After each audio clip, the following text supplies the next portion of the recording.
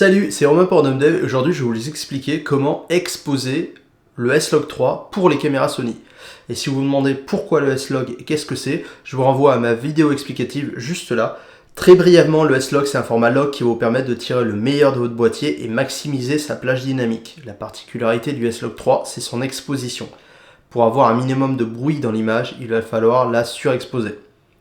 Oui, car c'est dans les plus hautes lumières que l'on a le plus d'informations, et un peu comme le TTR en photo, expose to right, ou exposé vers la droite en bon français, cela correspond en gros au fait d'exposer vers la droite de l'histogramme et de retravailler par la suite pour baisser les hautes lumières, ce qui va permettre de retenir plus d'informations.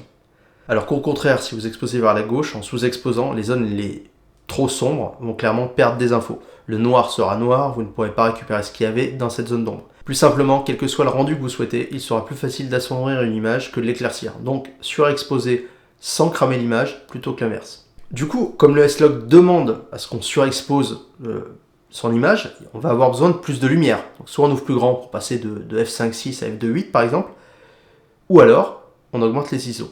Je sais, monter les ISO c'est pas bien, mais attention, ça peut paraître contre-productif, mais on pourrait être amené à monter encore plus les ISO pour réduire le bruit. Oui, je sais, monter les ISO ça crée du bruit, mais là si vous le montez encore plus, vous pourrez peut-être le réduire. En fait, si votre appareil photo dispose d'un double ISO natif, comme par exemple le Sony A7S III, en fonction des conditions de la condition d'éclairage de votre scène, il vaudra peut-être mieux privilégier le second seuil d'ISO pour réduire le bruit. Par exemple, sur le Sony A7S III, en S-Log 3, on a deux ISO natifs, un à 640 et un à 12800. Si vous êtes par exemple obligé de monter les ISO à 6400 par exemple, il sera beaucoup plus pertinent de monter jusqu'à 12800 pour avoir moins de bruit, car c'est le second seuil natif de l'ISO. Et ce dernier, il est moins bruité. Les seuils natifs sont moins bruités, ils sont là pour ça.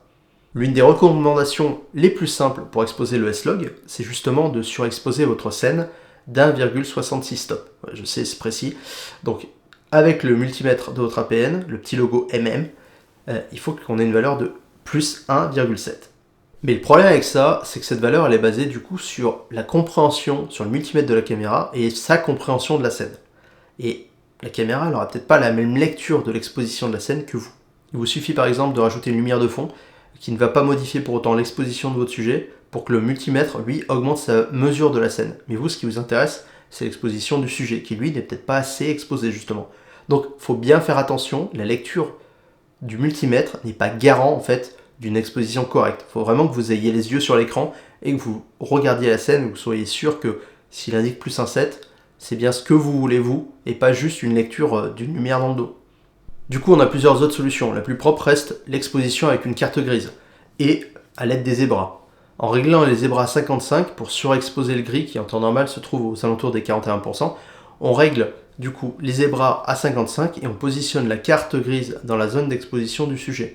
On augmente l'exposition et lorsque la carte a des zébras dessus, bingo. En fonction de ce que vous filmez, ça pourrait être plus ou moins contraignant de régler chaque scène à l'aide d'une carte grise. La carte grise est trop contraignante, plutôt que de surexposer l'image, il vaut mieux partir sur le fait d'exposer convenablement le teint de peau et de partir sur un réglage des zébras aux environs de 50 et utiliser la correction des gammas disponibles dans pas mal d'appareils photo Sony.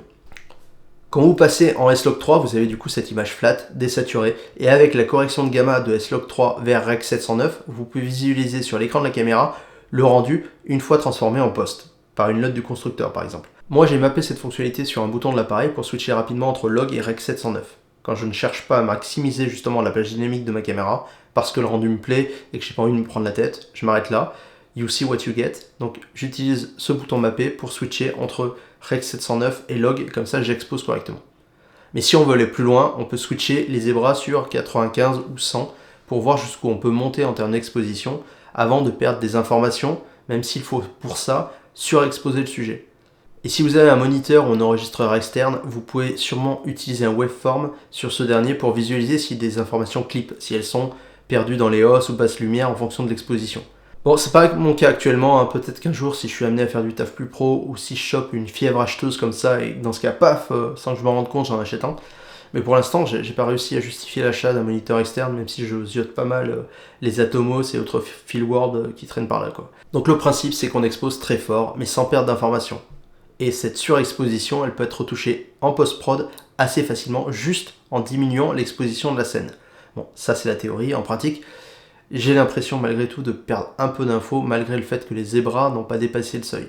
Et ça oblige à un peu plus de travail en poste pour retravailler la justesse des couleurs du visage. En conclusion, et pour résumer, s'il y a un truc à retenir, c'est vraiment de ne pas vous baser uniquement sur le multimètre de la caméra et de préférer l'utilisation des gammas, de la correction des gammas, et de surexposer l'image en vous aidant des zébras. Moi perso, j'expose personnellement sur les teints de peau avec des zébras à 50. Une fois en post-prod, j'utilise une LUT de S-Log 3 vers REC 709, soit celle fournie dans DaVinci Resolve, soit celle fournie par Gerald Don ou Sony. Sur DaVinci Resolve, j'ajuste l'exposition sur un node avant d'appliquer la LUT, on peut le faire après, mais je trouve que c'est plus facile d'exposer convenablement avant la LUT qu'après. Et pour la petite histoire, sur ma vidéo sur le test du Steam Deck, qui est visible juste ici, j'ai pas assez surexposé le footage. Je me suis basé sur la correction des gammas et j'ai exposé à l'œil, sans aller chercher le pouillème de plage dynamique supplémentaire. Et au final, le résultat était sacrément correct, et j'ai pu en faire ce que je souhaitais, plus que si j'avais utilisé un profil créatif. Bon, c'était encore un peu dense aujourd'hui, simplement si vous avez des problèmes pour exposer convenablement du S-Log 3, ne vous inquiétez pas, vous n'êtes pas seul, mais j'espère quand même que tout ceci vous aura aidé. N'ayez pas peur de vous aventurer là-dessus, tant que vous ne cramez pas l'image, l'utilisation du S-Log 3 ne sera que bénéfique, et ça vous fera progresser. N'hésitez pas à souscrire, cliquez sur la cloche des notifications, faites-vous plaisir et commentez, et surtout, à bientôt sur Random Dev. Salut!